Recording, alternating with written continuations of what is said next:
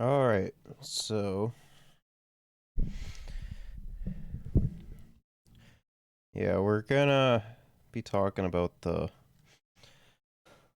Oslo massacre that happened. I think it was on uh, July 4th, right? I don't remember exactly when it was, but yeah, it's something that's not cool that it happened. So we'll be covering that. It was pretty messed up, actually. Norway had their first mass shooting in 20, 30 years since then, so that's fun. And then, yeah, on top of that, they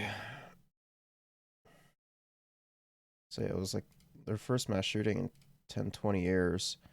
And then I think we're just, after we're done talking about that, we're probably going to have a little bit of fun when it comes to um,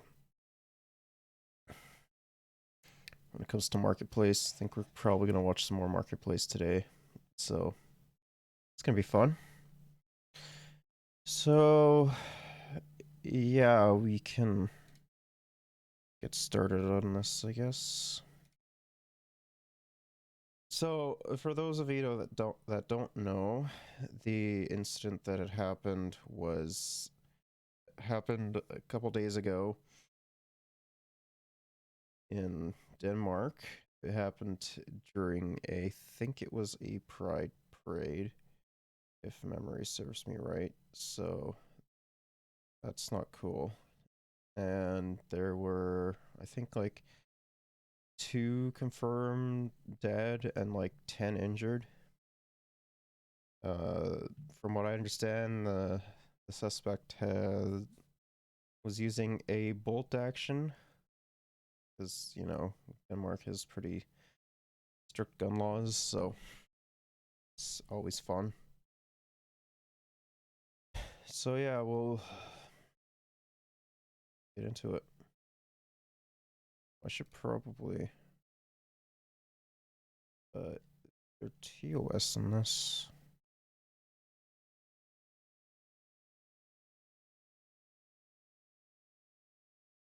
I'm not too sure how much they show.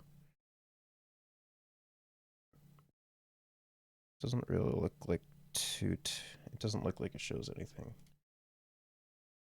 So yeah. So yeah, the gunman went around shooting at people with bolt action. Two dead and 10 injured. Uh so yeah, it's nuts. Happened during a pride parade. Is you know, fucking fuck white supremacy, man. It's up not much.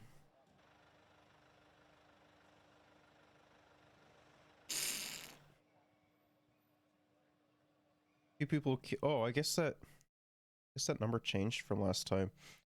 Two people were killed and 20 were injured on the uh, on the day of the LGBT city's LGBTQ community.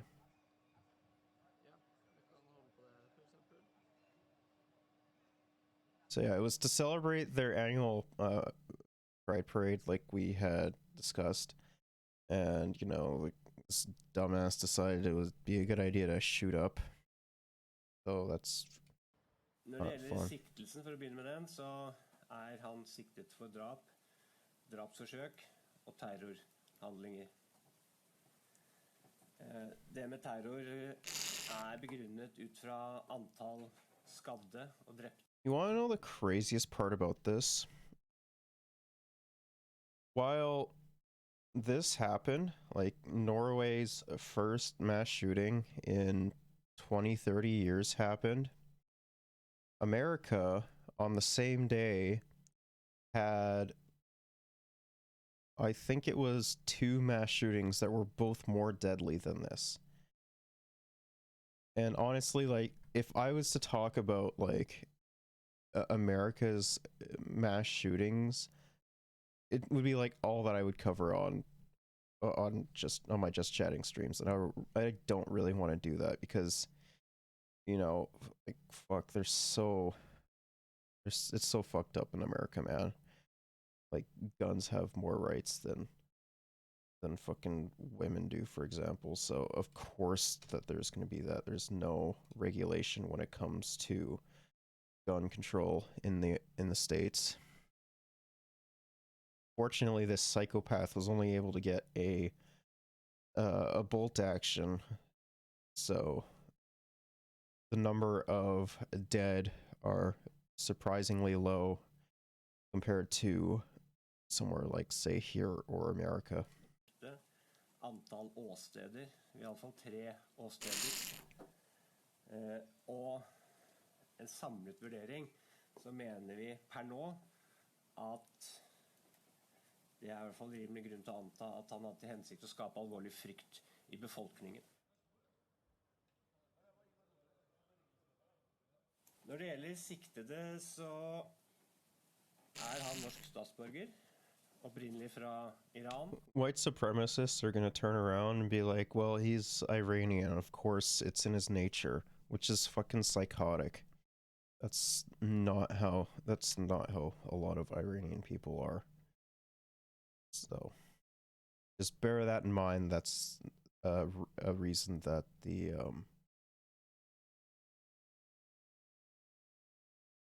fucking Nazis are gonna use. Han kjent for politiet, men ikke store ting.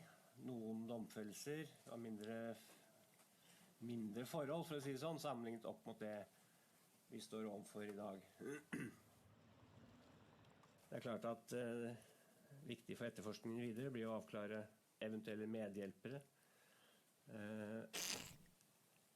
eller om det er andre som planlegger noe nytt. Men per nå så har vi ikke noen indikasjoner på det.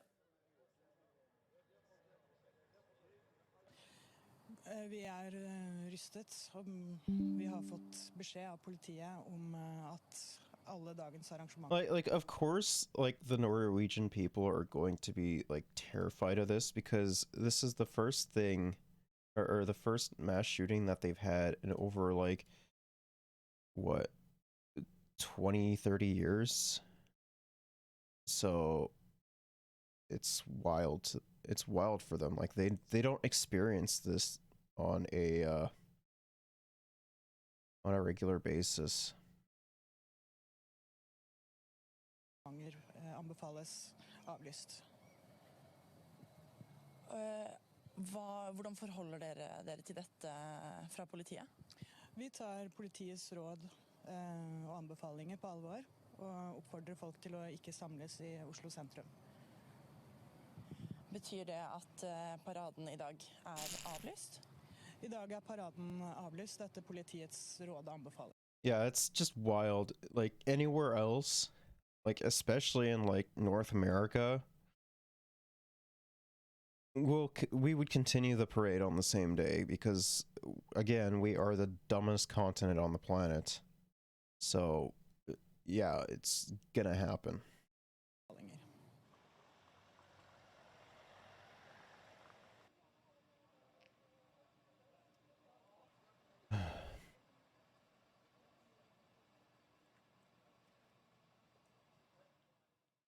So, yeah, we'll be diving into that. So, yeah, the Norwegians have their Pride Parade on that day. So, it's always a fun time.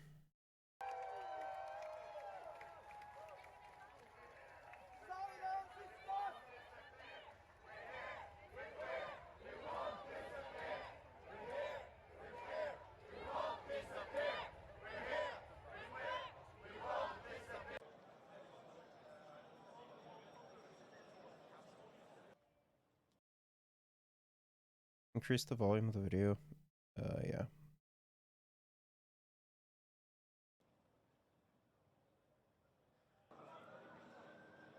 What the hell is going on?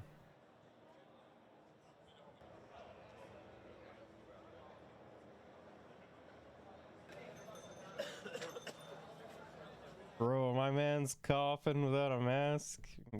Fucking COVID. I don't know what to tell you.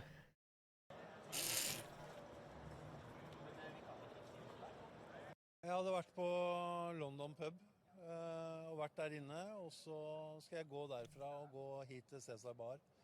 Og når jeg kommer inn på Cæsar Bar, så er det masse folk som begynner å løpe og masse skriking. Og så tenkte jeg at det var slåsskamp ute, så jeg trekker ut. Men da hører jeg at de sier at det er skyting, og at det er en som skyter med maskinpistol. Og så avventer jeg litt, og så ser jeg bortover mot da Per på hjørnet og London. Den første tanken min var at noen som har skutt mot London. Det var en sånn første tanke jeg fikk. Og så, når det hadde roet seg litt, og jeg ikke hører noe mer skudd og sånn, så trekker jeg mot London i forhold til, hvis jeg kan hjelpe til med noen som er skadd. I forhold til det, som helsepersonell tenkte jeg at jeg kunne bidra, og er edru så tenkte jeg kunne bidra. Og så kommer jeg inn på London, så er jeg inne, både ute og inne oppe på London, og da er det flere skadde, men det er mange som allerede er hands-on på de som har blitt skutt da. Yeah, fortunately they haven't had a high number of like even people injured comparatively, I should say. So that's very fortunate, but like this shit shouldn't be happening either way, right?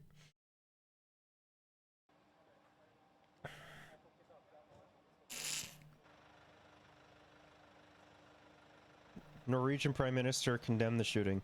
You know for a fact that if it was fucking here, the conservatives would be like shouting and praising the shooter, being like, oh, or being some shit like, oh no, he was just a lone wolf or some shit like that. Like, it's psychotic.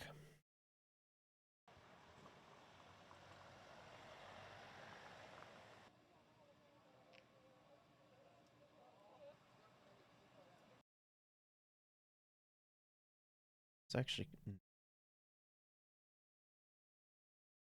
Bro, okay, we have to watch this at some point. We're not gonna watch it now, but we have to. We have to, right? We have to watch that.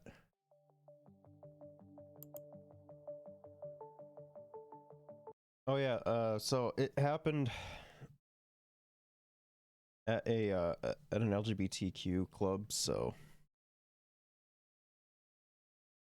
it's crazy. So yeah, like after the shooting, Norway has been on such a high alert because of it, which, you know, understandably, because this shit just doesn't happen in Norway.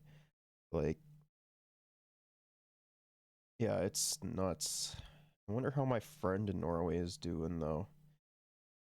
I hope he's doing alright.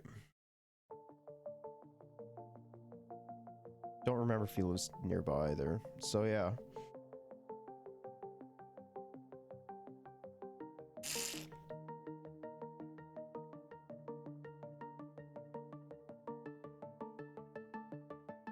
This also isn't like a common occurrence in Norway either. You don't have like a bunch of like Thumbelinas all dressed up and everything in Norway,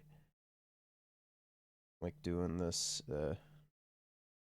doing stuff like this, like comparative to like here in like poor neighborhoods or brown neighborhoods or other that.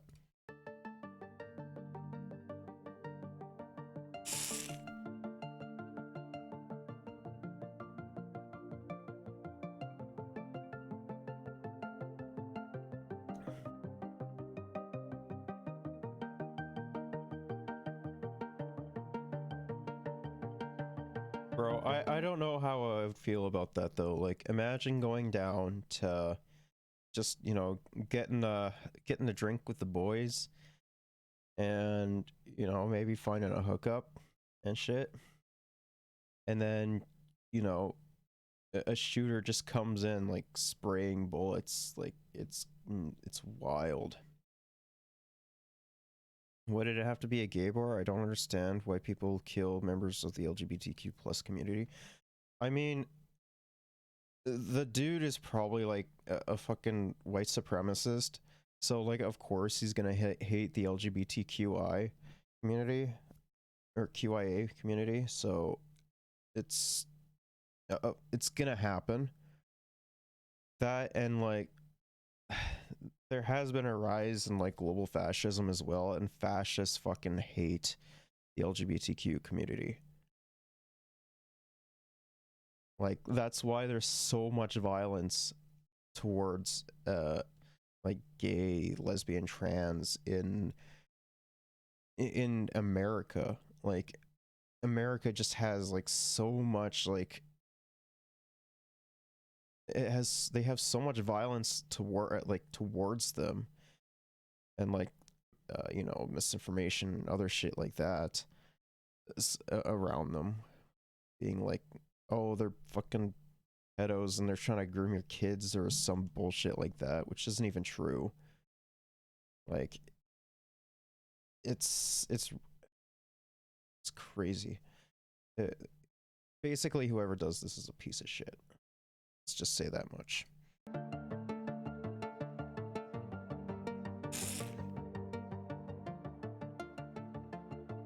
What, around 1 a.m?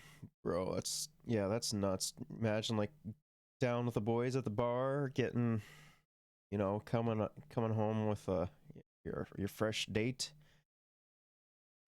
or your date. And like the fucking dude just comes out like shooting at you. Like, bro, I can't imagine that. This is being treated as a terror incident. I have a feeling, since the perpetrator was Iranian, I have a feeling that, like, especially amongst in conservative circles, I have a feeling that there's going to be a massive spike in Islamophobia in Norway.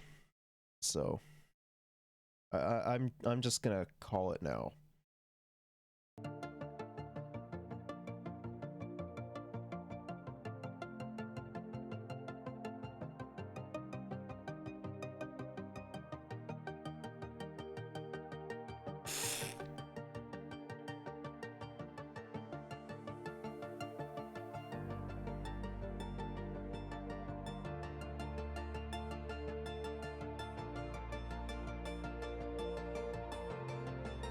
Two weapon shot, people inside. Bro, that's nuts, man.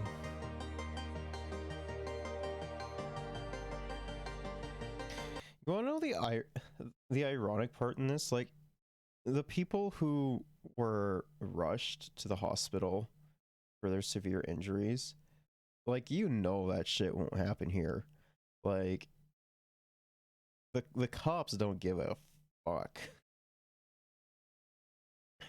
So like, all 20 of these people, maybe it was probably a little bit less that had severe. I would say like maybe 10, like 5 to 10 would probably have severe injuries. That's my guess. But yeah, you know for a fact that the fucking dumbass hogs we have here wouldn't even like fucking do that. Probably just like let you bleed out on the side of the street.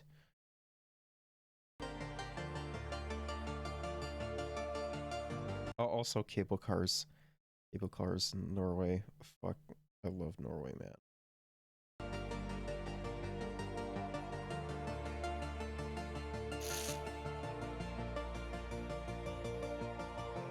The motive behind it was fucking white supremacy, probably, of cable cars. Hell yeah. I mean, Norway is fucking filled with them, man.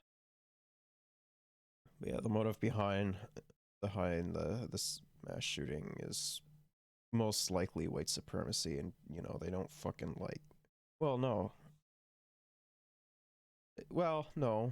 Iranian people can be into white supremacy. It's not usually common unless they're like way passing as fuck. But I have a feeling that he's like very like anti-LGBTQ.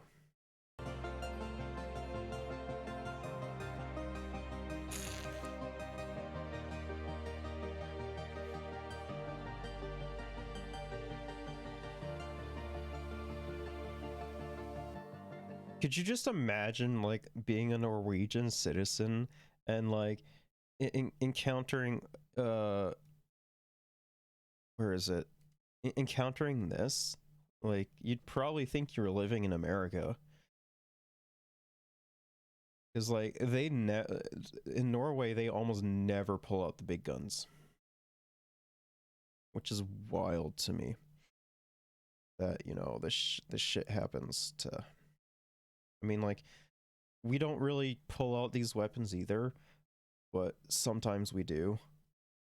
Like the last instance that I can think of when we actually did was the Freedom Convoy in February. And they had to literally be like explain to us what those kind of weapons were. So yeah, it's wild. Prime Minister Justin Trudeau expressed his condolences to the victims of the So yeah, let's see what we have to let's see what our sexy librarian of a prime minister has to say. In Oslo, Norway. It left 2 people dead and more than 20 others injured in and around an LGBTQ bar. Police call it a terrorist attack. The CBC's Dominic Valitis has more. The shooting started at about 1 a.m. local time. 2 people were killed, 21 others were injured, 10 seriously. Many of the victims were shot inside and outside a venue called the London Pub. It's a well-known, popular gay bar and nightclub in central Oslo. It served as a hub for the city's LGBTQ community for decades now. Today, we've been hearing from witnesses who saw this attack unfold. One described how about 100 people inside the venue fled to the basement in terror, convinced. So the fucking cop that was, you know, using the dog in that last shot, that's what you're supposed to be doing. Fucking, you know, dogs like that are supposed to do, like, they should be using them for, you know, actually like trying to sniff out evidence and shit, not like fucking trying to arrest someone because, you know, I don't know, they have like fucking pot on them or something like that, or like they're fucking black.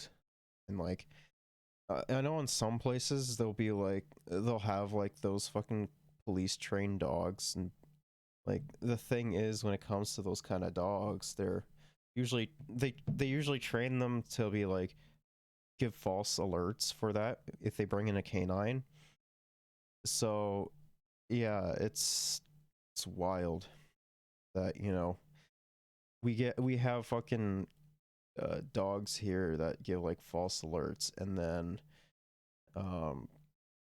they actually sort of, in Norway, they sort of use them properly. Convinced that they were going to die. Indeed, we're told some even called family and loved ones to say their final goodbyes. But the terror wasn't isolated to this one venue. Other victims were shot in the surrounding streets and at another bar not too far away. So this was a rampage. In fact, one eyewitness described how the gunman took his time, how he took careful aim at his victims.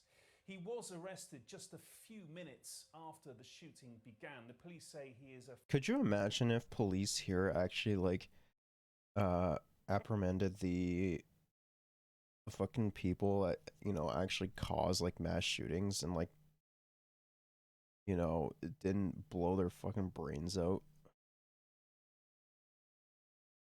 Like, just imagine like they just, you know,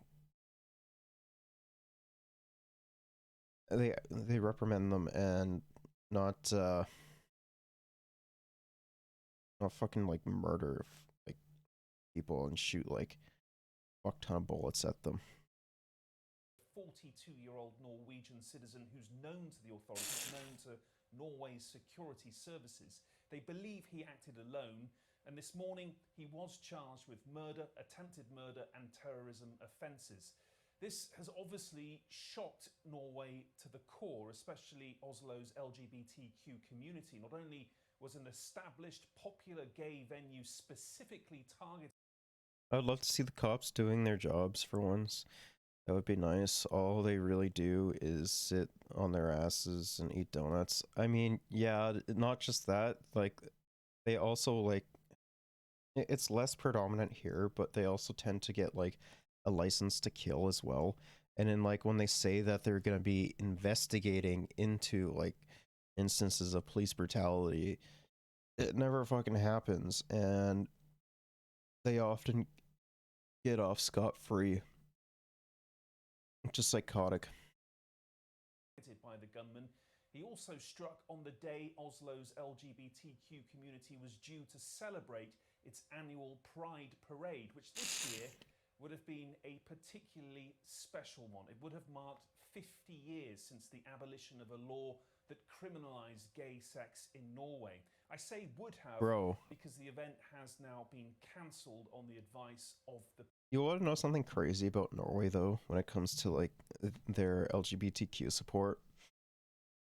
I think, at least I think it's Norway. They will literally paint their fucking, one of their most popular streets in Norway, to, like, the pride colors, and it will go from, like, one side of the street all the way down to the other road, as well as, like, some of the fucking churches in Norway will also, like, paint their steps in support of LGBTQ. It's crazy to me. Like, could you imagine if churches were like that open about like the LGBTQ community here, and not being like they're fucking, like, I don't know, Satanists or some shit, which, you know, if they were Satanists, that would be fucking awesome. Police. Norway's intelligence service says it is investigating if there could be further attacks, and although there is no indication of that, Norwegian police, who are not normally armed, will now be carrying guns until further notice as a precaution. Dominic Velitis, CBC News, Bristol, England. Yeah, so, like, Norway generally doesn't like, the cops in Norway usually don't carry guns on them. Like, at most they'll, like, carry a taser.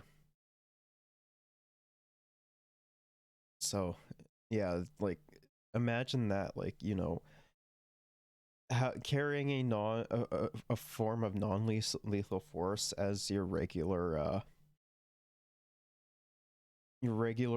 fucking weapon, instead of, you know, one that's meant to kill.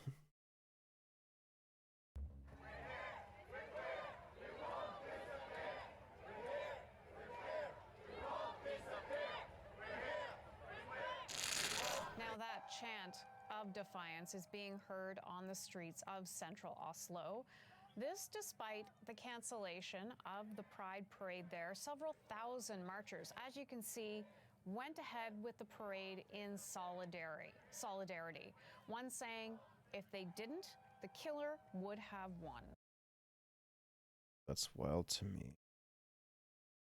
All right.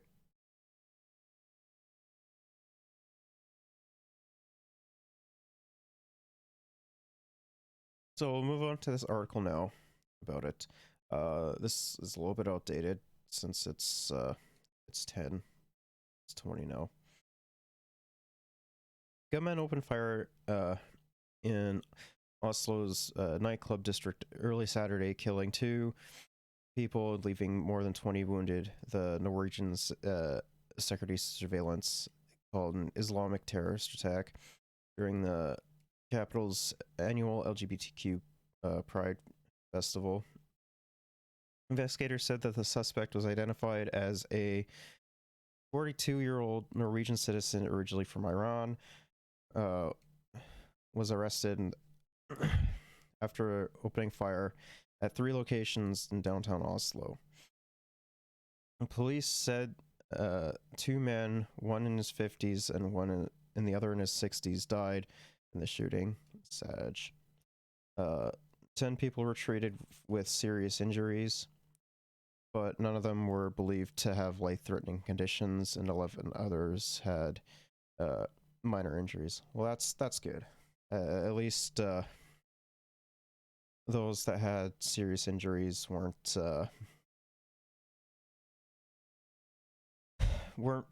massively affected by it.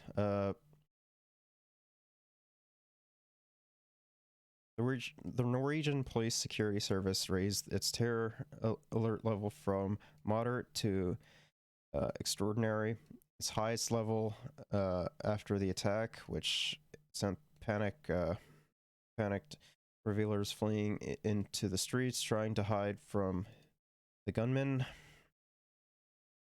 The service's acting chief, Roger Bilg, called the attack an extreme Islamist terror attack, and said he would be the suspect. And he said the suspect had been a long history of violence and threats, as well as mental health issues. And like the funny thing in that though is like in Norway they actually have like good mental health services as well. Like you know, and it's all free as well. Like it's way better than the dog shit services we have here.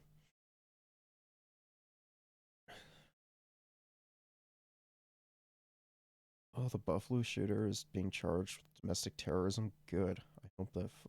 I know how dog shit the fucking American prisons are, but I hope he rots in there, a fucking white supremacist piece of shit. He said that the agency, known by a Norwegian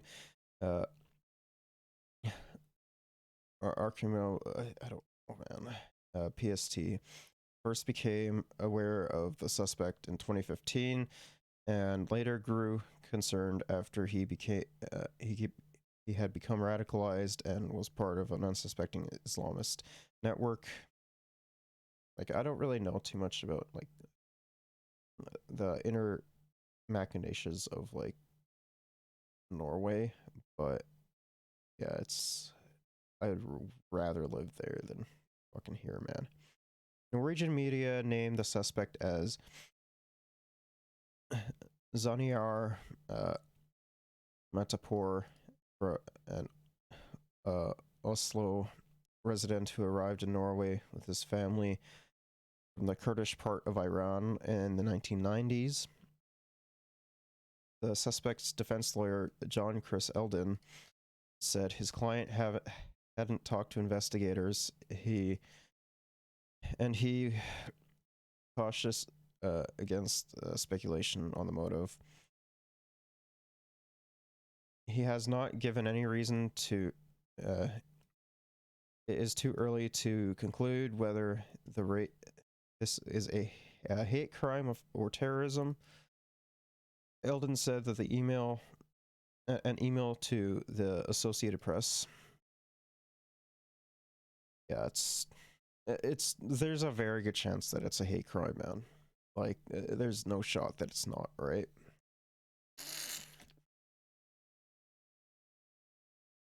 He has not given any reason. We just read that.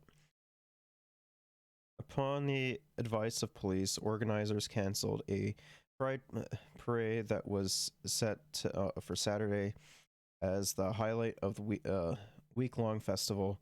Scores of people marched through the capital anyway, waving rainbow flags.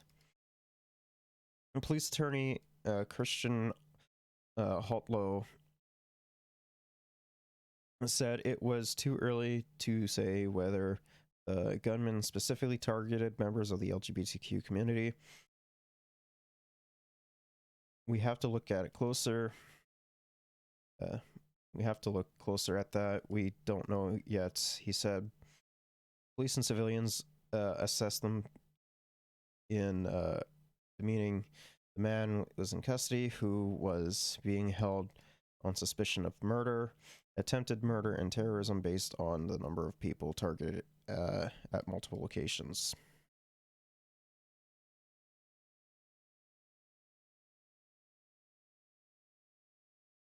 that's relevant, right? Investigators seized 2 weapons after the attack, a handgun and an automatic weapon.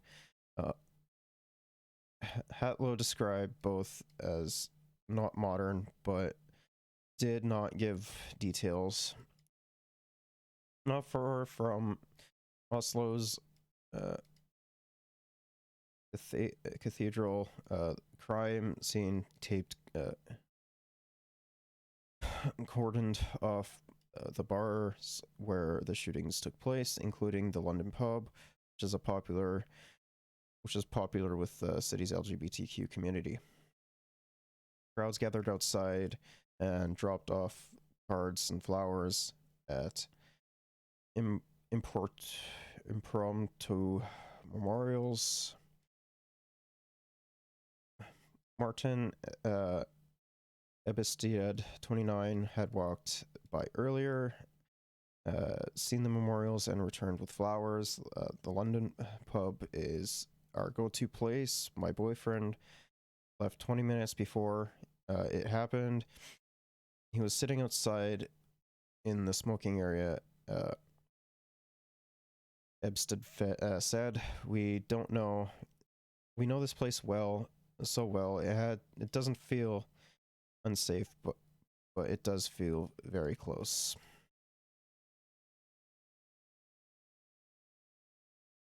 Olav Rodenberg, a journalist of the Norwegian public broadcast, NRK, said he witnessed the shooting. "I saw the man arrive at the site with a bag. He picked up a weapon and started shooting," Rodenberg told the NRK. "First I thought it was an air gun, then the glass of the bar next to the door shattered, and I understood that I had to run for cover." Another witness, Marcus, bro, how do you say Norwegian names? Like, Nyenkin 46 said he saw a lot of people running and screaming through and thought it was a fist fight. Bro, that's nuts. Like, imagine like someone pulling out a gun and you thinking it's like what was it, like an airsoft gun? Yeah, just imagine that. That'd be scary as hell. But then I heard that it was a shooting and that there was someone shooting with a submachine gun.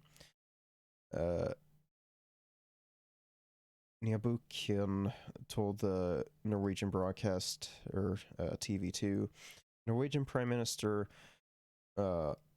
Jens Gahr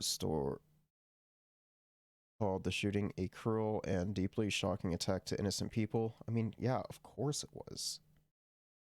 Like, that shit shouldn't be happening, man. He said that while the motives were unclear, the shooting still had caused fear and grief in the LGBTQ community. "We stand by you all," Gahr Store wrote on Facebook. I want to hear a proper Norwegian say some of these names, just because I want to know how to pronounce them. I mean, yeah, like Norway has really fucking weird names, man.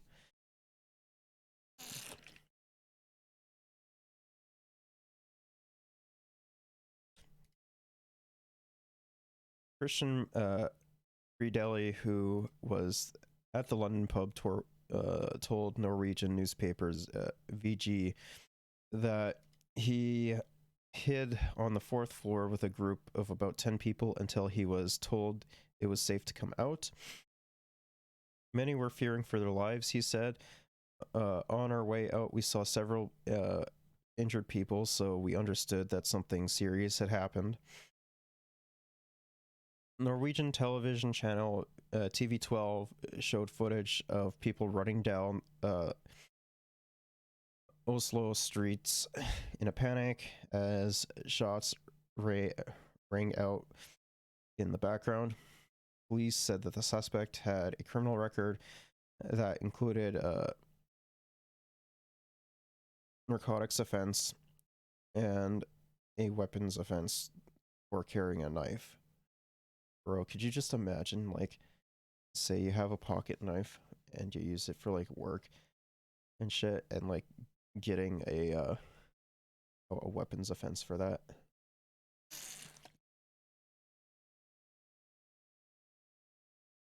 But I imagine that circumstance is a little bit different, though. PST said it spoke with him in May this year because he had shown certain interest in statements that were uninterrupted as a result to Islam. I mean, he's most likely just using that as a scapegoat. Like, let's be real.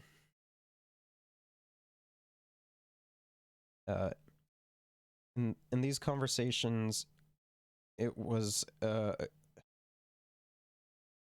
assessed that he had no intention of violence, but PST is aware that he had challenges related to mental health, that agency said in a statement. And police advised organizers to Pride Festival to cancel the parade scheduled for Saturday. Oslo Pride therefore urges everyone who planned to participate or watch the parade not to show up. All events in connection with the Oslo Parade are cancelled, organizers said on the official Facebook page for the event.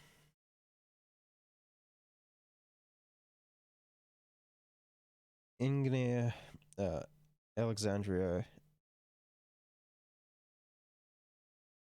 Gistov, leader of FRI, a Norwegian organization for sexual and gender diversity, said the shooting was a shock to the Nordic country LGBTQ community. Bro, we literally need something like this. We need something like that, man. We need like a dedicated fucking thing to that. Like the LGBT, man. That'd be sick as hell. We'll be back later. Proud, visible, but right now is not the time for that, he told TV2.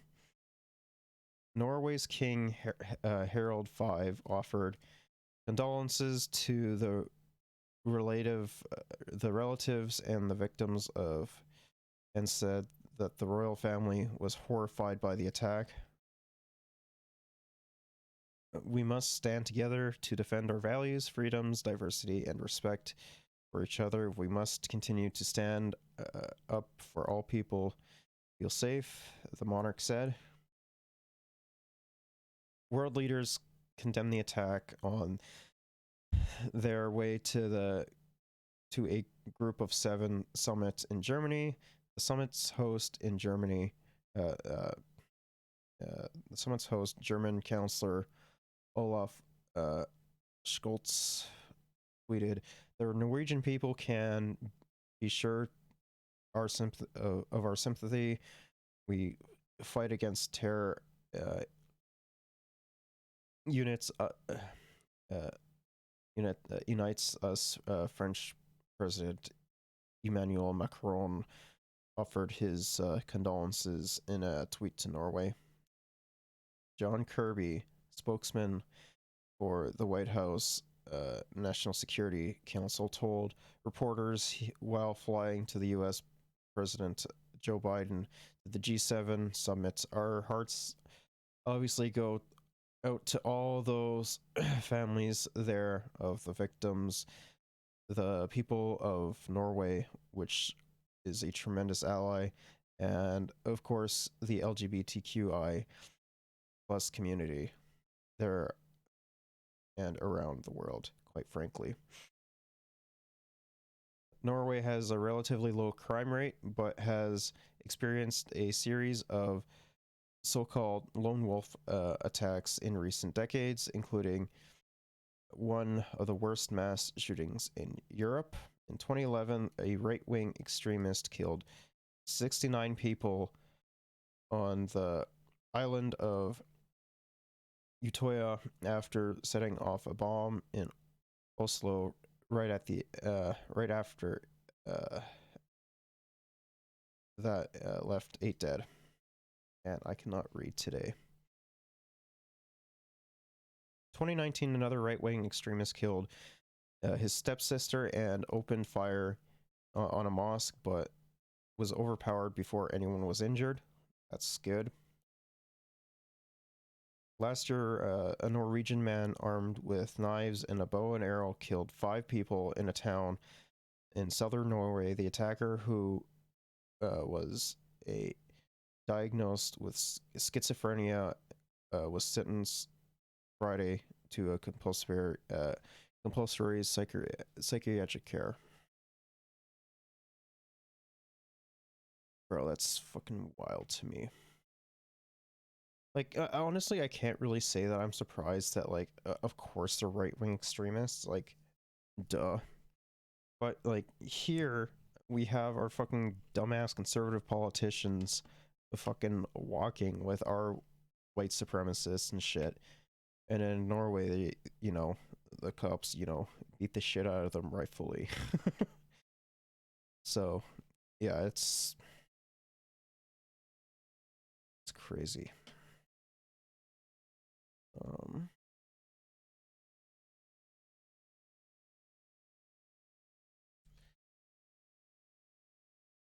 I think this just goes all over the same stuff. Yep. And I think this.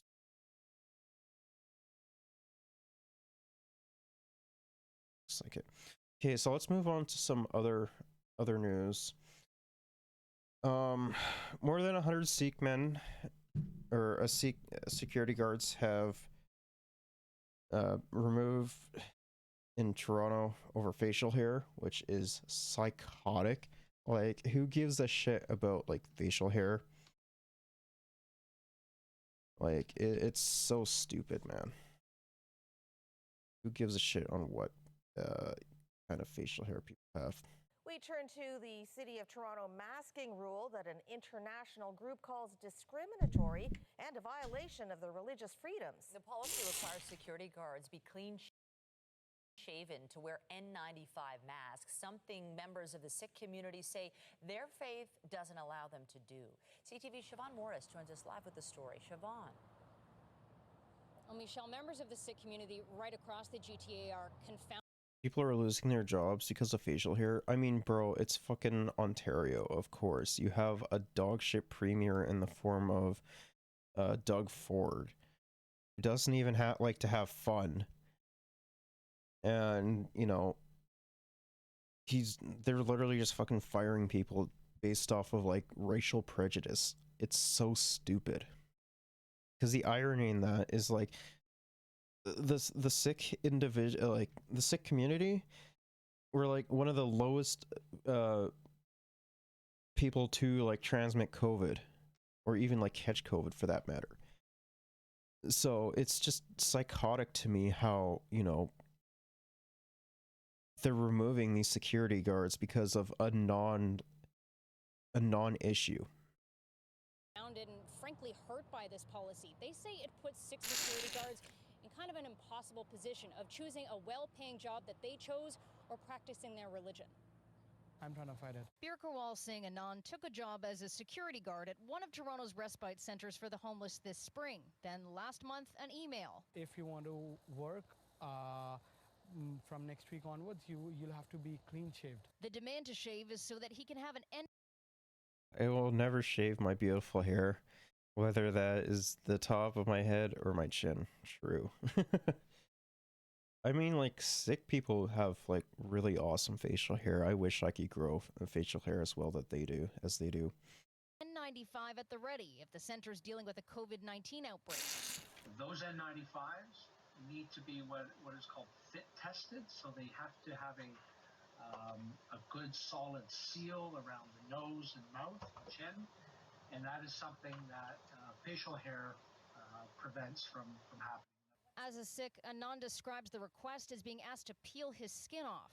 That was very disturbing for me and very humiliating for me. Everyone's freedom of speech and freedom rights are being protected.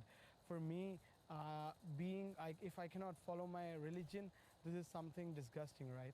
The city says the guards are employees of independent contractors, and they have to find ways to make the policy work. And for review, The irony in this, though, is that just a regular surgical mask would be fine. Like for what they do, a regular surgical mask would be fine. Like an N95 in this instance, I think is just a little bit overkill. But you never know. Of any complaint that the city receives from a contractor or about a contractor with respect to not accommodating or not adhering to the city's policy around anti-discrimination. Anand says the accommodation he was offered wasn't acceptable. The accommodation they mean by is that there will be some kind of demotion of my position and my pay rate as well. So you have. Bro, I love this guy's beard. They could change the freaking policies, not the people. I mean, like, I kind of understand that, you know, they want to protect, like, their workers, but at the same time, like, they're just security guards. It's not like they're really going to be doing too much. Like, it's just fucking racism is what it is. We have over 106 security guards who've been essentially thrown out of their jobs. The World Sikh Organization of Canada has been fielding calls from baffled security guards. These security guards feel used. So when they were needed for service, when their lives were actually in danger, they were able to serve wearing normal medical masks, and they can still wear normal medical masks. But now, when everything is being lifted, the situation is changing. They've been thrown out of their jobs for a rule that just makes no sense. The city couldn't answer why. I completely agree with him. Like, it makes no sense. Like, they were fine when they were just wearing regular surgical masks, and now they're, like, being fired for not being able to wear, like, N95 respirators. Like, it just doesn't make sense. The best beard, I want to grow a beard like his. I mean, you could probably grow a better one than I can. The masks are required as regulations elsewhere lift. The city's shelter system and congregate settings generally are looking after some of our most vulnerable residents. The World Sikh Organization of Canada wants guards to get their original jobs back and to be paid for the time they missed. Well, I spoke with the Human Resources Director at ASP Security, where Anand worked. She says that the company did what it could to find accommodations for people who couldn't be fitted for those N95. No way, that's fucking awesome. Oh, that has to be. We have to fucking share that. Yeah, I can definitely grow a better beard than you. I mean, it doesn't take much. Curse my indigenous blood. It can't grow facial hair for the life of me. Masks, but she couldn't say how many people. The other two security companies employed by the city, Garda World and Star Security, didn't get back to us. Reporting live, I'm Siobhan Morris. Pauline, back to you. Okay. So I got some fucking awesome news. Boris Johnson is stepping down from Prime Minister. That's fucking awesome. Let's go, baby. Thank you, thank you. It is clearly now the will of the Parliamentary Conservative Party that there should be a new leader of that party and therefore a new Prime Minister. And I've agreed with Sir Graham Brady, the chairman of our backbench MPs, that the process of choosing that new leader should begin now. And the timetable will be announced next week. And I've today appointed a cabinet to serve, as I will, until a new leader is in place. So I want to say to the millions of people who voted for us in 2019, many of them voting Conservative for the first time. Thank you for that incredible mandate, the biggest Conservative majority since 1987, the biggest share of the vote since 1979.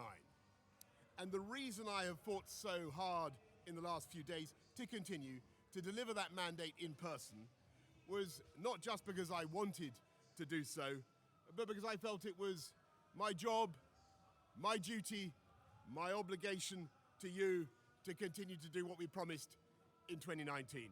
Bro, shut your fucking Tory ass up. You literally made Britain worse for, like, fucking everyone. And of course, I'm immensely proud of the achievements of this government, from getting Brexit done to settling our relations with... Except, you know, Brexit was fucking horrible for the fucking, the dog shit policies that it implemented, as well as, like, trying to Americanize fucking the UK. Like, Brexit just made things worse. The continent for over half a century, reclaiming the power for this country to make its own laws in Parliament, getting us all through the pandemic, delivering the fastest vaccine rollout in Europe, the fastest exit from lockdown, and in the last few months, leading the West in standing up to Putin's aggression in Ukraine. And let me say now to the people... Remember when this Tory fuck went to Ukraine and fucking just was walking around the capital? Bro, that was so fucking funny. Like, I did not expect to see the oi bruv prime minister go into Ukraine to be like, my condolences for losing a whole bunch of people. I'm so sorry that this happened. Of Ukraine, that I know that we in the UK will continue to back your fight for freedom for as long as it takes. And at the same time, in this country, we've been pushing forward a vast program of investment in infrastructure and skills and technology, the biggest in a century, because if I have one insight into human beings, it is that genius and talent and enthusiasm and imagination are evenly distributed throughout the population, but opportunity is not. And that's why we must keep leveling up, keep unleashing the potential of every part. Keep leveling up? Man, he's talking like a gamer. We should fucking oppress gamers now. Fucking first Ted Cruz, now Boris Johnson. I say we should just oppress gamers. Why not? At this point, we might as well. Of the United Kingdom. And if we can do that in this country, we will be the most prosperous in Europe. And in the last few days, I've tried to persuade my colleagues that it would be eccentric to change governments when we're delivering so much, and when we have such a vast mandate, and when we're actually only a handful of points behind in the polls, even in mid-term after quite a few months of pretty relentless. Well, yeah, it's because the Labour Party sucks ass. Like, no one wants to fucking vote for the Labour Party. They only want to get your fucking Tory ass out of power. Sledging, and when the economic scene is so difficult domestically and internationally. And I regret not to have been successful in those arguments, and of course it's painful not to be able to see through so many ideas and projects myself. But as we've seen at Westminster, the herd instinct is powerful. When the herd moves, it moves.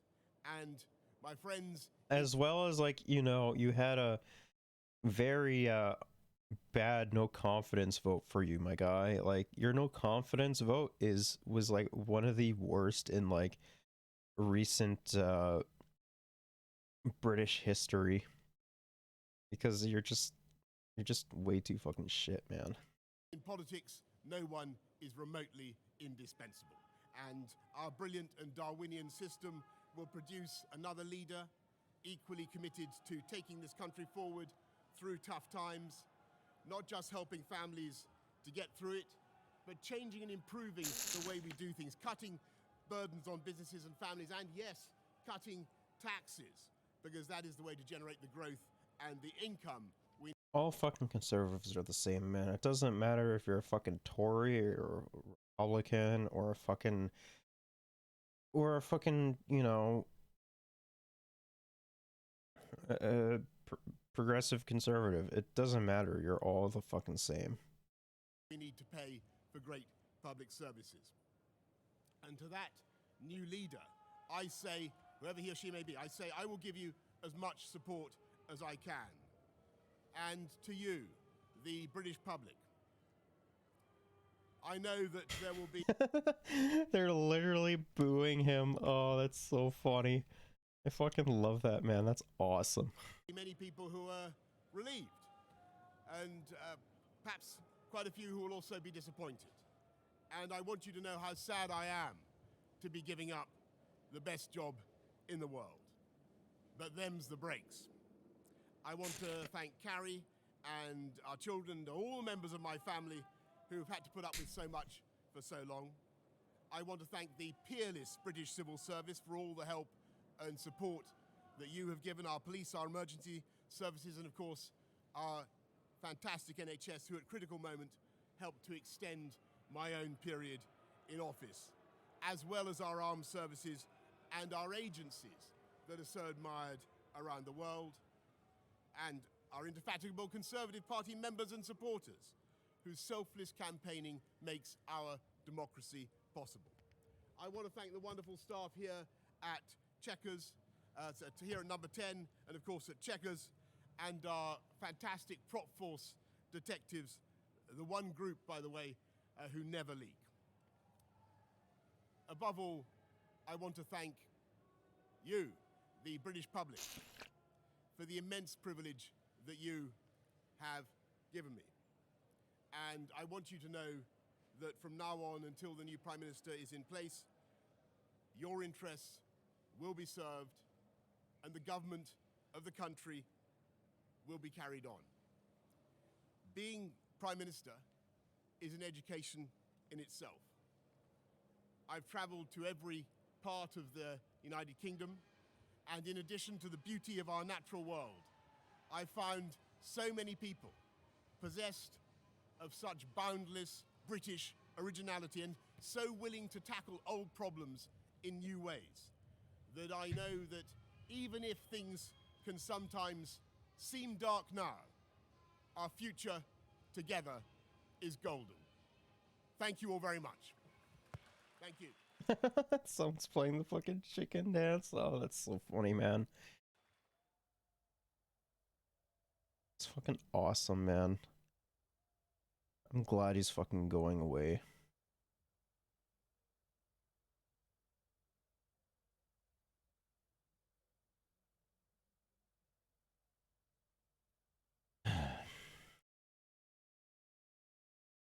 The Assembly of First Nations is on the third and final day of its annual meeting. CBC's Jorge Barrera is covering the event and joins me live from Vancouver. And Jorge, I understand you just had a chance to speak to Chief Roseanne Archibald. Can you tell us more? Yes, National Chief Roseanne Archibald has had quite the journey through this assembly. Coming in, it was unclear whether she would be able to hold on to her leadership. You know, she was facing non-confidence resolution, she was facing a suspension resolution, but at the end of the day, she managed to emerge still as National Chief, and she got one of her main priorities through the Assembly, which was a call for this forensic audit of the Assembly of First Nations. And the National Chief spoke about you know, what it was like for her to go through this over the last 3 days. Well, I said it to the chiefs. The truth is like a lion. You don't have to defend it. You set it free and it will defend itself. This has always been about truth. So as I walked through this journey, I knew that the truth would be revealed. I knew it. The National Chief also broke down exactly how this audit process is expected to unfold. There is a Chiefs Committee that is already in existence, and they're going to take on this financial issue, and they're going to review finances with a particular eye to contracts and salary payouts. Then this committee is expected to report back before March 31st of next year, the end of the fiscal year. And from there, it's going to be determined whether, a forensic audit is going to be needed. And if it is, they are going to be setting the terms of references for this. As well, National Chief spoke about the concerns she has with these contracts. She said some First Nations chiefs had been given contracts by the previous National Chief Administration while they were also being paid for by their own First Nations government. So she has some concerns about double dipping, and she wants a closer look at these. She also said that she has been in contact with both Minister Patty Hajdu, Indigenous Services Canada, which provides most of the funding for the AFN, and Crown Indigenous Relations Minister Mark Miller to discuss this, because this money flows from the federal government. It has rules around it, and so she says that she asked for their support as they embark on this process. Travis. Okay, so Jorge, what is next now for the AFN? Well, that's been a question that's come up repeatedly, especially over the last 2 days, as this whole leadership issue has consumed most of the debate. A lot of the chiefs here have expressed publicly concerns about the fact that other issues, early childhood learning, crisis in communities that are unfolding right now as chiefs are speaking, aren't getting looked at. And one of these chiefs from Serpent River. I mean, are we really surprised that those problems aren't being solved?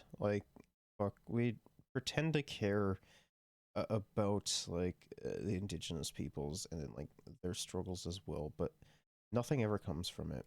First Nation Ontario actually voiced these concerns today, shortly after chiefs voted to pass this forensic resolution forward. So here's what this chief from Serpent River had to say about that.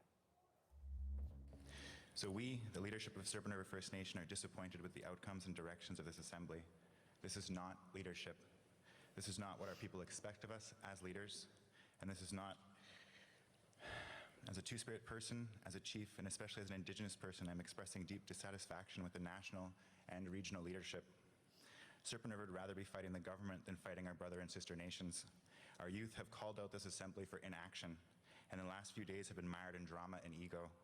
We are asserting ourselves, and we call upon this assembly to have courage, and it's time to chart our own path forward.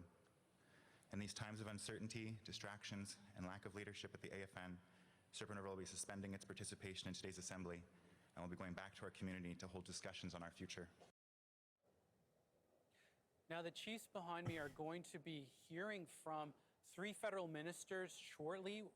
Indigenous Services Minister Patty Hajdu is here, so is Crown Indigenous Relations Minister Mark Miller and Justice Minister David Lametti. They will all be delivering words to the assembly, and it's expected that chiefs will usually get a chance to ask them some questions. So, their specific issues, sort of broader jurisdiction and rights issues, are probably going to take front and center on this. Even though this issue does, with the whole forensic audit and corruption, that does fall into Indigenous Services Minister Patty Hajdu's lap. Her department has a branch that deals with this, so that's something that she'll also have to address. Also, NDP leader Jagmeet Singh was also here. He met with the national chief, and he's also expected to address the assembly. And he told us that he also supports the Assembly of First Nations, to sort out their own financial issues going forward with this new forensic audit resolution, and the committee that's going to be looking at that. Travis? Okay, well, we'll check in with you in a little while to see how conversations with those politicians go. That's the CBC's Jorge Barrera joining us from Vancouver.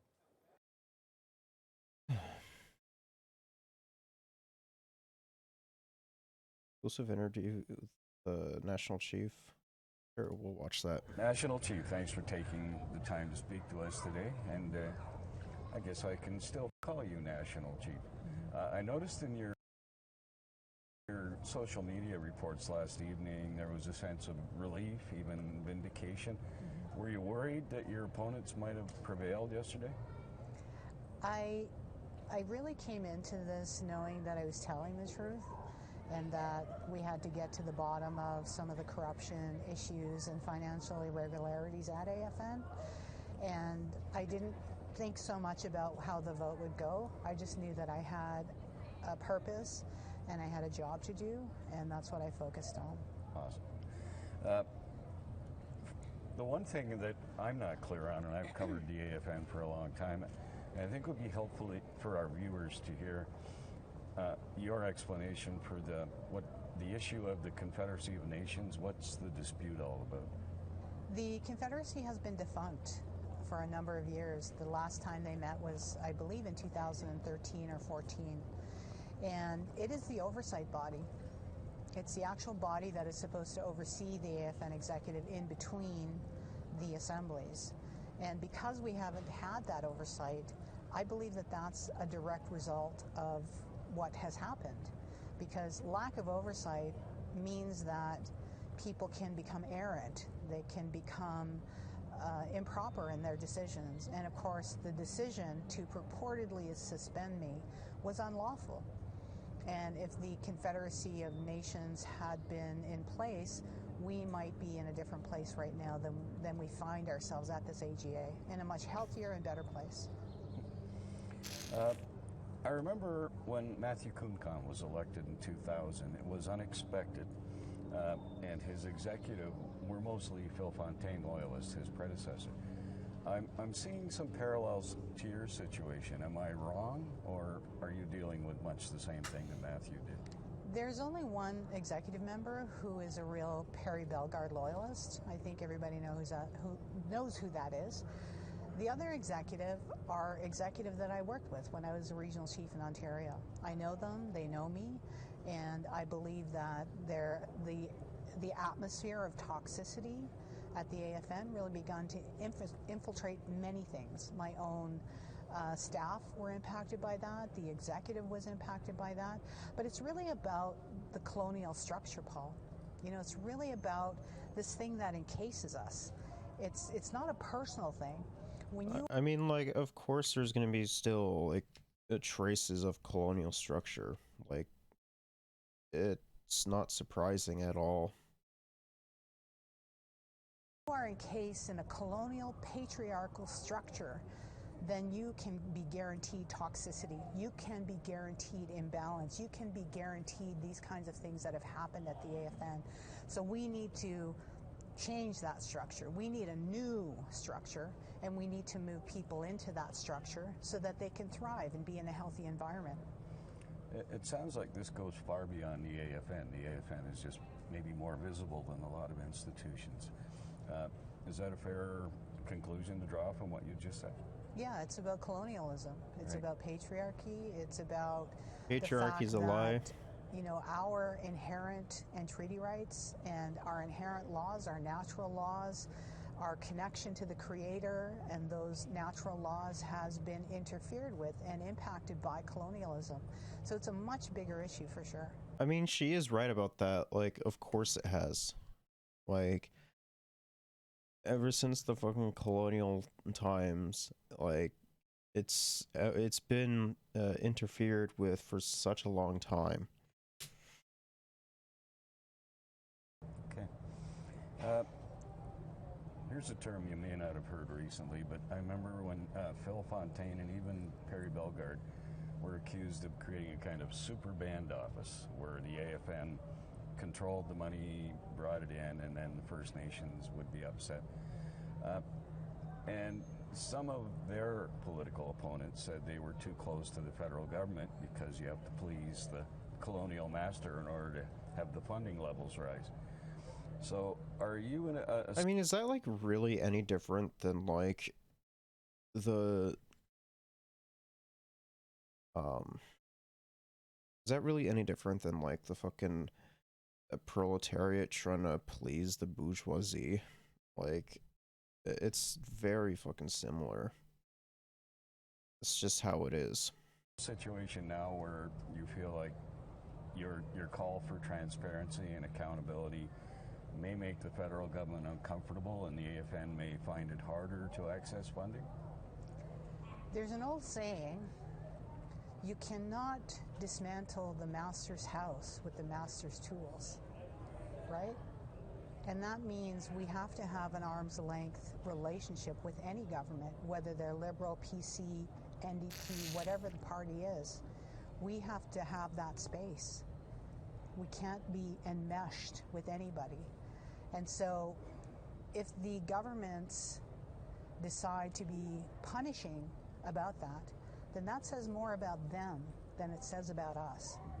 And I think that's really important to talk about, is the use of public funds by federal governments, provincial governments, to punish First Nations or to co-opt them. That's a bigger issue. And it's not just an AFN issue. Quite so. And, like, of course, like, the fucking liberal and PC governments are gonna fucking punish them because they don't give a fuck about, like, the Indigenous problems. They just pay, like, at most they pay lip service to it and do fuck all else when it comes to it. Some of the people we talked to over the last year or two tell us that when Guerin came down from the Supreme Court, finding that there was a fiduciary relationship, that the feds decided the strategy was to back away from oversight in order to diminish their fiduciary responsibility.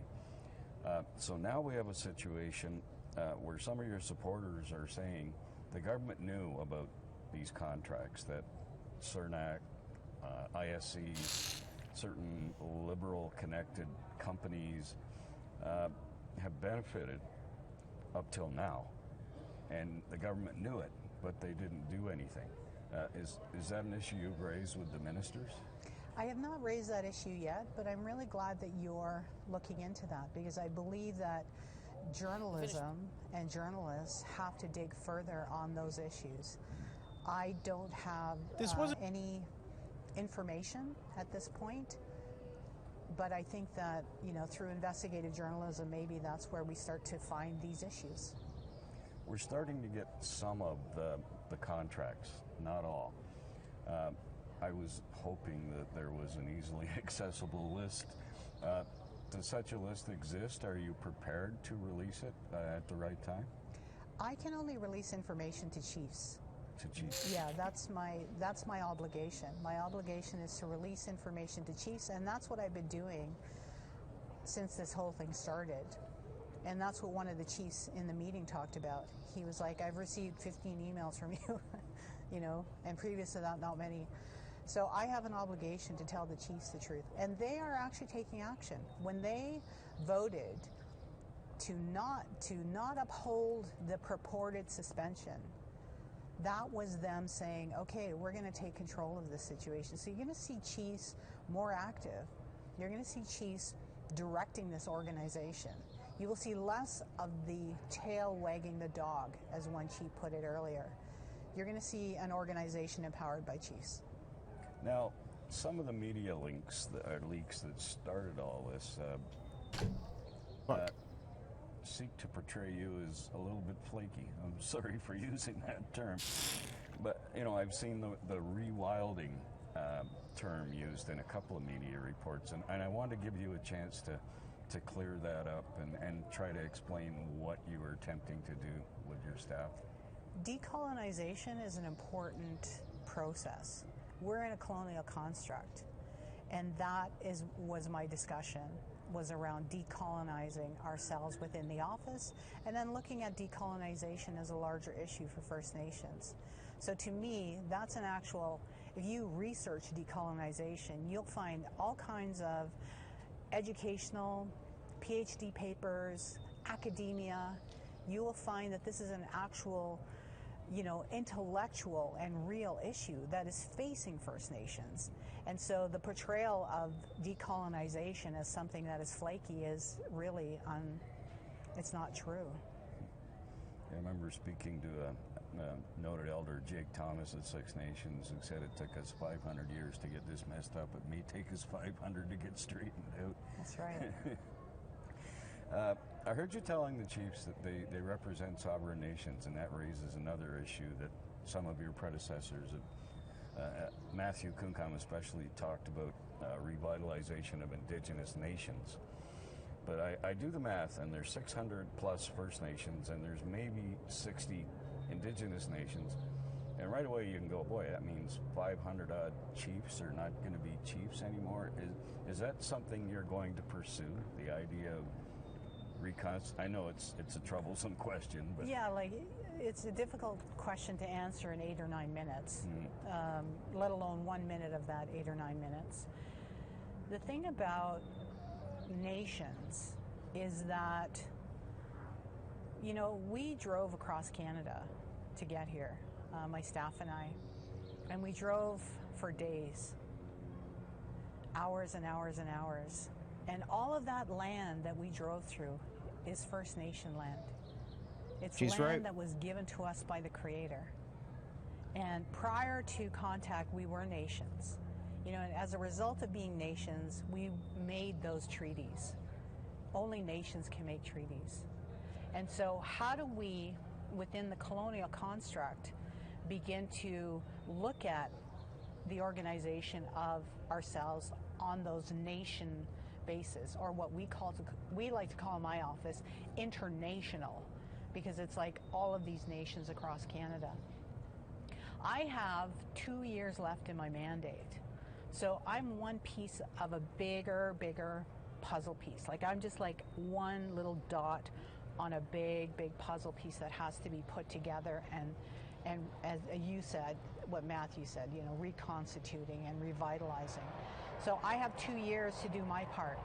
But this is a big, long story. First Nations are a long story that go back to time immemorial and will go forward thousands and thousands and thousands of years. So these 2 years that I have, I'm going to do everything I can to be a part of that solution of decolonizing ourselves, creating our own institutions based upon our culture, our traditions, our languages. I'm going to do my part.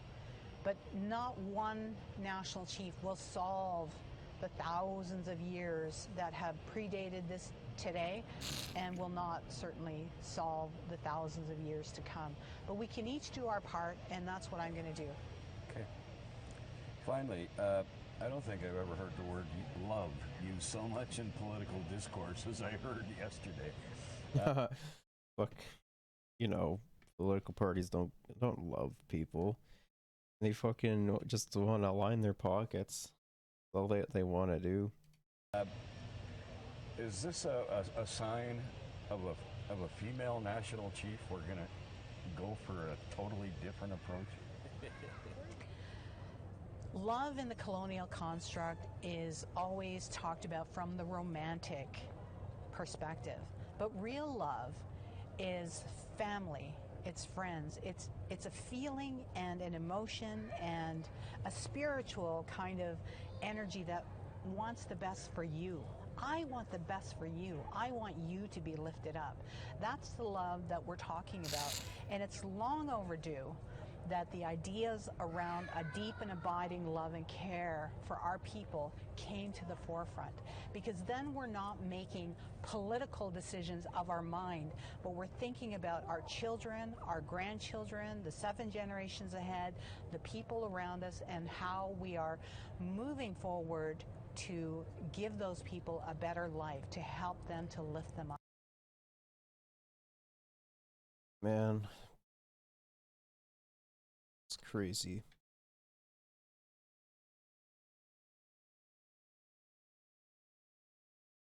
All right, let's move on to some fun stuff. There's a video from last time that I want to watch of Andrews of the pro-life rally. So let's watch it. The patriarchy is your body, your choice. Ending abortion will never end abortion. It will only end safe legal access to it. And I think if you ask any of the Republicans who are so loudly shouting pro-life, if they've ever forced a mistress to have an abortion, and I think it will be shockingly alarming how many they do. We are Yeah, here. no, they fucking force like a lot of them, especially like their fucking teenage daughters, man. Like, it's crazy. To advocate for all uterus havers. There are many accesses for you to make sure that you are still capable to receive safe and legal abortion. Tonight, history is unfolding across the United States. The highest court in the land reversed course on 50 years of federal constitutional rights to an abortion, sending the issue to the states. Hundreds, if not 1,000 protesters filled 2nd Avenue in downtown Seattle. I actually was raised Catholic. I went to a Catholic school. My whole family is Christian now, but also my Christian family is pro-choice. I don't think you can bash the entire religion based off of it. There are a lot of pro-choice Christians out there. She is right. There are actually a decent amount of pro-choice Christians out there. For someone that's close to me, who is Christian and pro-choice, my mom is one. So there's that. There that understand that while they may not personally feel a certain way, they can't tell other people how they can and can't feel. The thing is, if you're going to be debating with a Christian stance, that has to be separate from the government. You can't enforce or impose any sort of religious beliefs. It has to be separate from the state. I mean, that's how the Constitution was formed. Everybody can argue what they want, but that's the bottom line. You have 80% of the population on this side. That's a lot of opportunity for change and hope for the future. Unfortunately, it's just in the wrong hands right now. These justices were appointed so long ago and will stay in power until they die. They were. You want to know the crazy part? So, like, in America, it's essentially like, once you're appointed, you're there for life, and then, like, you're most likely gonna fucking die in office if you're in Supreme Court. Whilst here in Canada, once you hit like 75 in the Supreme Court, you're gone. How it works is a third party tends to pick qualified justices for the Supreme Court, and they give a list to the Prime Minister, and then the Prime Minister picks one, and then they're appointed. Which is why it's very hard to stack the court, the Supreme Court in Canada. That, and like they also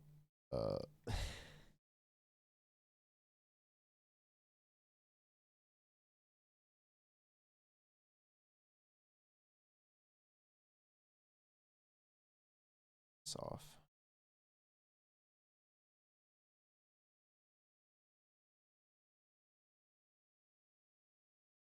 Stop.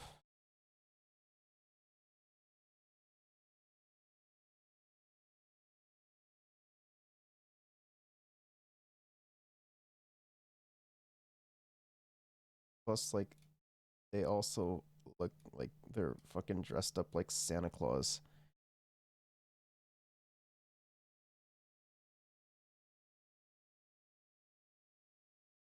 They also look like they're dressed up like Santa Claus. Like, it's it's fucking awesome. Appointed at a different time and a different era where different things were considered acceptable, where they no longer are now, and it's no longer the voice of the people either. History does repeat itself, and it's just unfortunate that we're all here yet again. What are your thoughts on the Supreme Court? They can go fuck themselves. We just talked to some Christians across the street, and they think that the moment conception occurs, a life form has germinated. What are your thoughts on that? What about, like we covered this last week, but, like, what about fucking, like, preconception? Like, why does it have to just start a conception? Like, fuck, I still think, you know, if they're gonna, like, fucking force, women to, like, not get abortions, then fuck it. Guys should be forced to get vasectomies as soon as they're able to produce. And then, you know, if they want to, you know, get someone fucking pregnant, they have to get a signed consent from the fucking woman. And then they get their vasectomy fucking reversed, and then they,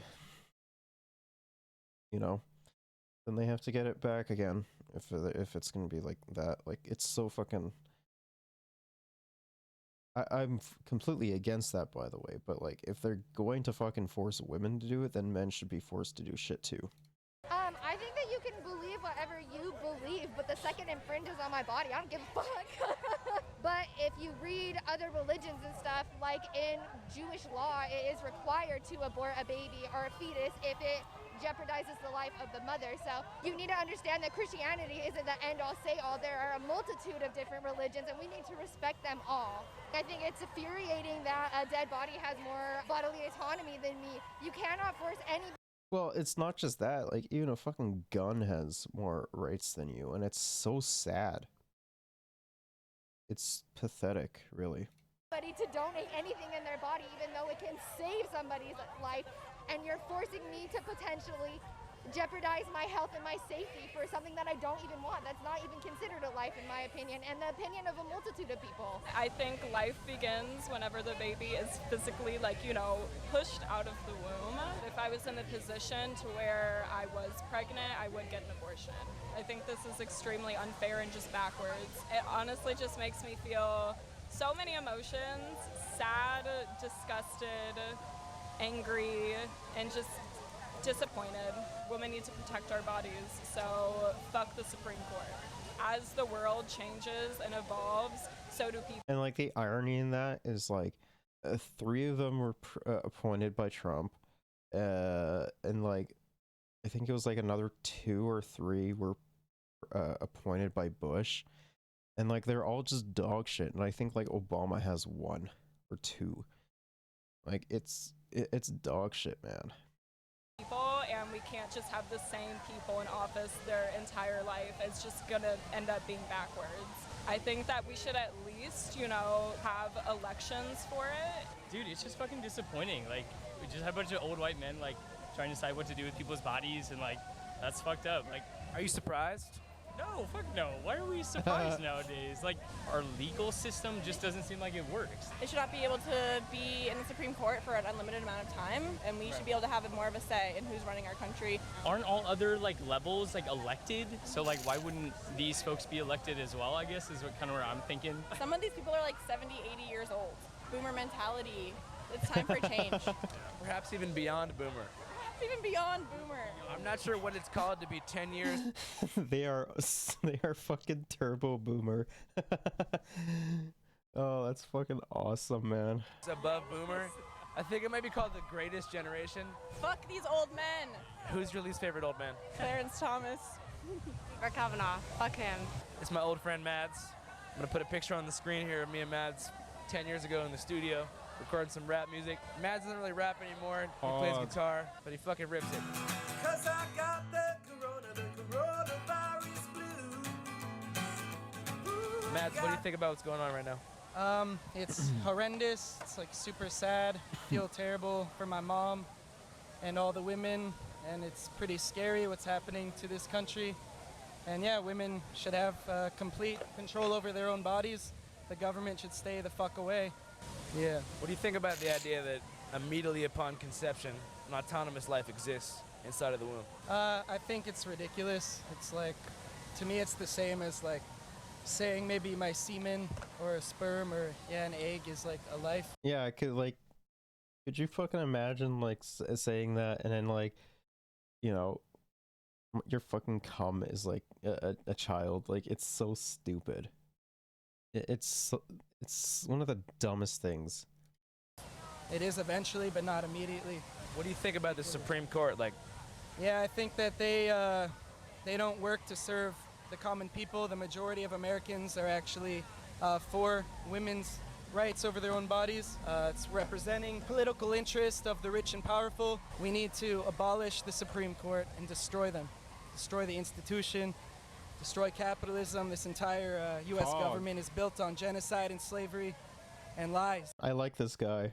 I really like this guy. Destroy the fucking Supreme Court and institutions. Destroy capitalism. America was founded. Well, I heard. I don't remember where I heard it from, but America was founded on, the blood of the native people, and then was built on the backs of slaves, which is inherently true. That is 100% true. They don't care about immigrants or helping poor people or orphans, so it's just a really convenient way to look like they care about people when Yeah, like they don't give a shit about orphans either. Like a lot of orphanages are very fucking like, you know, not good because they're drastically underfunded. They're fucking very like when it comes to like adoption and shit, they're very fucking racist. They're very fucking homophobic. They're transphobic, you know, as well as sometimes they fucking beat the kids too. Like it is what it is, and it's fucking disgusting. they don't give a fuck about other people. Thank you, bro. I appreciate it. Anything else you want to say, my guy? Actually, I am a rapper still. Still rap? I still rap, yeah. No fucking way. Yo, I believe that we gotta give the choice back to the women, cause you know they got a voice strapped. That's how we gotta be, armed, ready to fight the government and the capitalists. We could do it in one night, make a new system that overthrows, make a revolution, let the people all know, no foes. You know I do this for my bros, we do this for everybody from coast to coast. So put your fist up, I'm one of the illest to kill it, representing all of the children unborn. I represent for them, cause women, they're the ones who decide. Yeah, peace and love to everybody, let's ride. Damn, Maz, you still rap, my Let's guy. go. I thought you retired the hip hop career. I'm getting really into it. All right, Yeah. you getting back into it? Getting really into it. Back in the day, me and Mads had a song called Crucial Polarity. I'm gonna play it over this song because I believe nobody owns the rights to it. Crucial Polarity, bringing the clarity. Solidarity. Change coming through Seattle solidarity. My name is Mads, yeah, you probably heard of me. I wrote a song and my destiny occurred to me. That's insane, you remember that. I remember every one of Awesome. your bars, man. So what brought you guys out here today specifically? So we actually are invited to a church group in Kent area. Look at these fucking losers, man. Look at them. Oh my god. You know that this is like the hardcore fucking evangelicals. Like I've never seen as many sexless losers in my entire life. Like it's fucking crazy. Like who dresses like this? Did they come just straight off the fucking colony that they lived on? A church group in Kent area. We're going there to preach there tomorrow, and we wanted to come experience Seattle tonight. But you guys are at the location of the Roe v. Wade protest right across the street. How do you guys feel about what happened? I think it's good that they, outlawed it for sure. We're glad for anything Shut that your would bitch ass up. save lives. I definitely think abortion is. Bitch, shut your bitch ass up. You don't give a shit about lives. You probably are like so fucking like pro gun and like pro cop and like think that, you know, what happened in like fucking Uvalde or any other one of these instances that, you know, have huge fucking mass shootings where like poggers. It was no, shut your bitch ass up. Murder for sure. In what way? Well, you're ending the life of a human. Once conception takes place, the Bible teaches us that, that God says, before I knew thee, I formed thee in the womb. This guy has to be a co-op. He has fucking skin tight Oakleys already. He looks like a knockoff Keemstar. And at that point, life begins. Biologically, it's true that life begins there. Yeah. I think the bottom line is this. I think is that people are trying to find a way to get around the consequences of their actions. And if you're having sexual intercourse, you should expect to potentially have a child.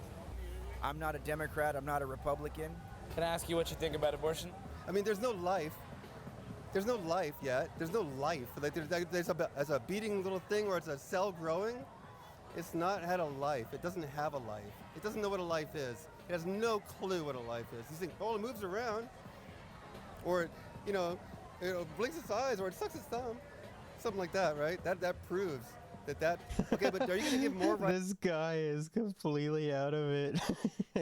He's either out of it or like having the time of his life. I love it. Rights to that baby, that's that fetus. You're going to give more rights to that fetus than you are to women, right? And then all the children that are born that end up in the orphanages, that end up with abusive parents, that end up on the streets, that end up all sorts of problems, dropping out of school. You're going to have like millions of these kids in the next 10 to 20 years, okay? I mean, they're right though. They're literally right. They end up in either like very shit conditions like orphanages, fucking abusive parents, or it's primarily mostly the father that does that.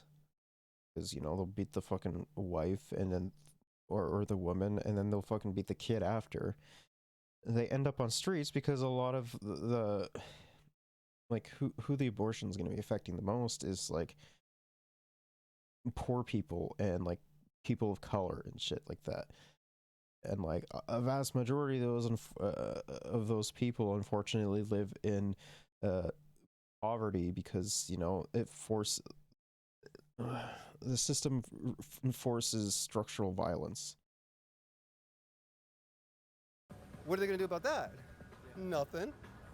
Nothing. True. They think that that's okay. But that's not okay, right? Yeah, as soon as, you know, yeah, sure, you may have, like, conceived and everything and be forced to carry it to term, but as soon as you're fucking pushed out and breathing air or sucking down that air, they don't give a shit about you.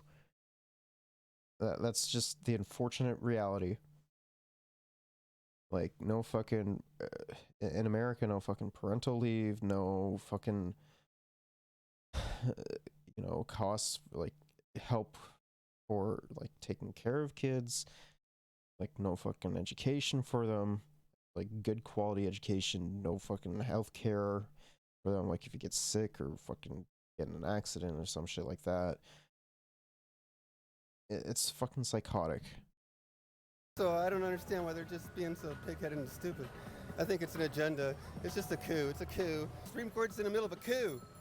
It shouldn't have the powers it has. You can't pass laws like that without asking the other two branches of government for, do you think this is cool? It's a balance of power that's not been used forever because it's been usurped. It's a coup. It's been going on since, well, I don't know, my boyfriend knows. Yes. Mind talking to you guys real quick? So how do you guys feel about the whole Roe v. Wade thing being overturned? God created all humans, and I believe we should leave it up to him and not take any rights away of the human to live. So what, like, literally in the fucking Bible, it doesn't give a clear consensus of, like, abortion, and it's, like, just up for interpretation. Like, it's fucking wild to me. Like, they literally say in the fucking Bible that, you know, the mom comes first. If, you know, something happens to the mom comes first. What would you do if you got pregnant in an unwanted situation? Like, Even if I would feel like this is not a good situation, I would like to make the situation as good as possible for the child. Right. So it can be good in the end. so at what point after conception do you believe that a sperm cell becomes sentient? Immediately. Wait, what? That is psychotic. Immediately? Bro, that's not even the fucking case. And, like, okay, what about fucking miscarriages? That shit happens all the goddamn time. You think that the women that fucking are thrown into, that have miscarriages should be fucking thrown into jail? Like, that's so fucking idiotic. Right away, I believe the human is started at conception. I believe once it's conceived, the baby has started. For sure. But I mean, just imagine, like, something horrible happened to you, you got pregnant, and, like, you knew you were pregnant as a result of a bad situation. Like, how would you feel about it? He's trying to say, like, what if you were fucking raped by your husband? Would that be okay? Like, how would you feel about that? That's what he's trying to say, but he doesn't want to say that to her. Bringing a kid into the world knowing that you didn't want it to be there. I mean, Well, obviously, I'm a Christian. I believe in God, and I believe that God designed it for the woman to have a baby. And in this circumstance, we're talking about a woman that wasn't ready for it or didn't want it. But I still firmly believe that we should not kill. Okay, so fucking God's wanting, you know, your fucking husband to rape you and be like, oh, well, that's just the way that God intended. Like, that's fucking psychotic. The baby. even if it was you? Yes, sir. Interesting.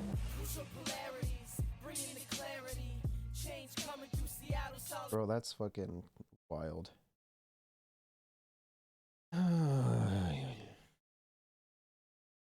Nope.